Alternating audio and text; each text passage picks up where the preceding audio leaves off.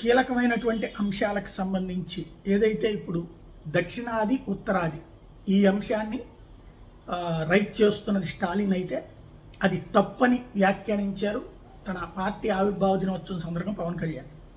అదే సందర్భంలో పరమత ద్వేషం అన్నటువంటి పాయింట్ మీద సనాతన ధర్మాన్ని నమ్ముతాను, అదే సందర్భంలో అల్లాని ద్వేషించడాన్ని నేను ఒప్పుకోను, అది సనాతన ధర్మం చెప్పలేదు అన్నటువంటి పాయింట్ ద్వారా ముస్లింలకి సంబంధించి ఎలా నేనేమి అట్లాంటి గొడవల్ని అంగీకరించను అని పరోక్షంగా చెప్పుకొచ్చారు. తప్పు చేసింది హిందువైన ముస్లిమైన క్రైస్తవులైనా శిక్ష పడాల్సిందని ఏదైతే రాయచోటి లాంటి సంఘటనల ఇష్యూలో దృష్టిలో పెట్టుకుని చెప్పినట్టున్నారు. అదే సందర్భంలో అది వీళ్ళ తప్పు అని అయితే ప్రస్తావించలేదు. లేకపోతే సనాతన ధర్మం హిందూ ధర్మ పరిరక్షణ అనే విషయం మీద తొందరలో మాట్లాడతానని చెప్పుకొచ్చారు.